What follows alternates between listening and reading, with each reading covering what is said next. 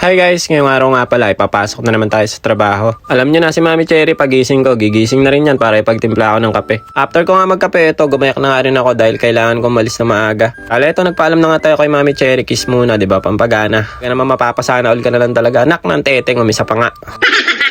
Bago nga ako umalis, ayan, nagising pa nga si Bocho, ginahanap pa nga niya si Mami Cherry kaya dire-diretso na agad sa nanay niya. Ganyan talaga yan si Bocho guys, pag nagising niya nang wala sa mood ay umiiyak tas diretso agad sa nanay niya. Let's go guys, pasok na tayo ulit. Ang dami nagja-jogging oh. Alas 7 pa lang pala ng umaga guys. 7:15 siguro. Habang nagbabike nga kanina dito sa may gilid ng ilog, napansin ko nga alas 7 na mahigit na umaga pero ang pagi pa rin. Palagi naman kasi ako nagdadaan ng umaga dito, wala naman ako nakikitang pagi. Baka siguro pagi kasi yung pag-ibig niya sa'yo wala na. Ay may pahugot.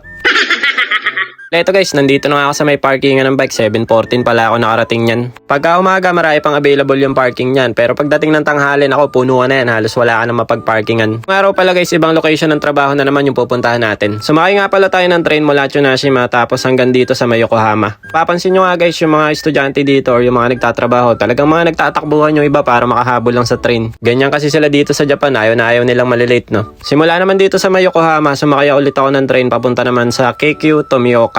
Bale ito guys, fast forward ko na nga, nakababa na ako niyan at nakarating ako dito ng alas 8 na ata mahigit. Kasi bago nga ulit yung location ng trabaho namin, tapos ako naman si Tanga, nagkamali ako ng station na hinintuan, napasobra tuloy ako ng dalawa.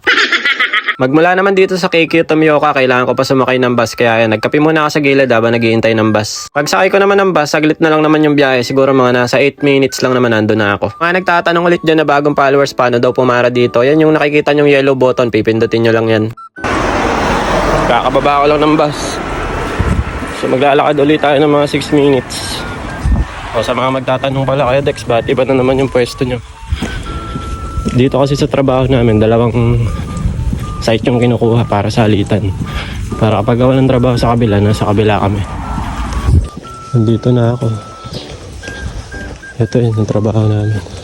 Grabe yung hingal ko sa nilakad ko dito, pataas kasi. Ang kulit ng mansion na tatrabahuhin namin ngayon eh. Magkakaduktong siya simula dito sa itaas hanggang doon sa may ibaba.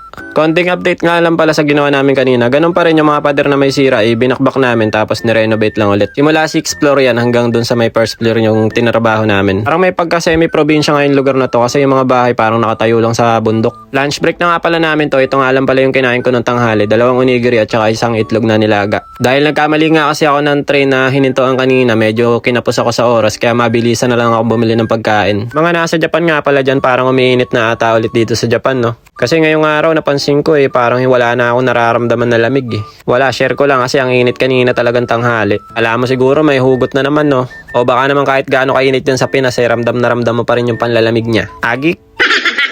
Pagkakain naman namin ng tanghalian na yan, nagbakbak na naman ulit kami ng mga pader yan. Kung nakikita nyo yung mga nasa timbayan, pinagbabakbak namin yan. Tapos eto, break time na nga natin. Alas 3 na kasi ng hapon, 30 minutes break na ulit tayo. Buti na nga lang yung pinagtatrabahuhan namin ditong mansion or yung malaking apartment. Merong vending machine din sa labas kaya hindi na ako lumayo. Eto nga pala yung kaibigan kong Chinese dito sa may trabaho. Dalas ko yung nakakasama sa trabaho, pintor yan. Kasi yung kung saan kami gumagawa, madalas nandun din sila. Kaya madalas ko rin yan nakakakwentuhan kapag ka break time. Pagtapos ng break time, eto, back to work na naman tayo. Yan, nasa loob naman kami ng balcony ngayon. Dito ako nagre-renovate ng mga butas-butas. Bali, tinatakpan natin. Tapos habang nagtatrabaho ako, may nakita ako ditong magagandang halaman kaya binidyoan ko. Ang gaganda, di ba, no?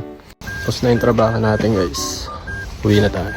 May nakita nga akong pusa dito, guys, pag-gala-gala. Kaya lang mukhang galit Ganito ata yung itsura mo pag nakita mo yung ex mo na may kasamang iba, no?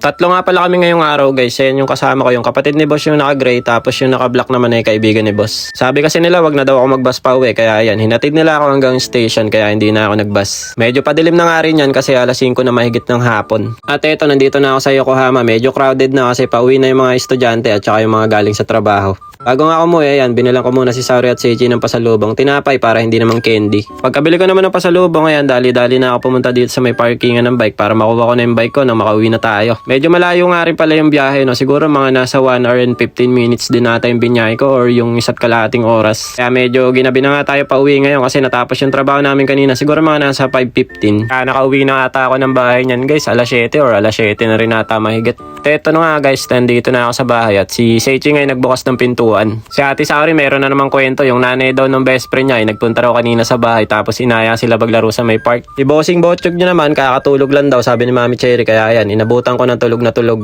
Nabot ko na nga pala yung pasalubong ko kay Seichi at saka kay Saori kasi kakatapos lang daw kumain ni Seichi guys ng kanin ay gusto niya nang kainin daw tong tinapay kaya pinakain ko na. Inuwian ko pa naman si Botchog kaya lang tulog Bali ang hapunan nga pala natin ngayon pritong manok, kaya nag-fried chicken si Mami Cherry, sakto meron tayong dalang mantomas galing sa Pilipinas. Kain na ba kayo guys? Tara kain tayo. Itadakimasu. Ang sarap talaga na itong fried chicken din lalo na kapag ginamitan ng crispy fry. Saktong-sakto kasi guys nung bumalik kami ng Japan nagdala kami ng malaking crispy fry, mga 3 pack ata. Kaya naman nga lang guys kapag ganitong tulog si Botchog ay nakakain kami ng maayos. Pagka kasi gising si Botchog lagi nung ginugulo si Mami Cherry kaya hindi nakakain ng maayos Pagtapos naman namin kumain guys, ganito akong ginagawa ko, nagpapahinga muna ako bago maligo tapos si Mami Cherry naghuhugas na ng plato. Pagtapos ko nga magpahinga ay maliligo na ako para naman makapag-edit tayo. Yan, katulad niya, nakaligo na ako. Pagtapos niyan ay nag-edit na ako ng mga vlogs natin. So paano guys, hanggang dito na lang muna. Kita-kits na lang ulit tayo next video. Diyan mata arigatou gozaimasu.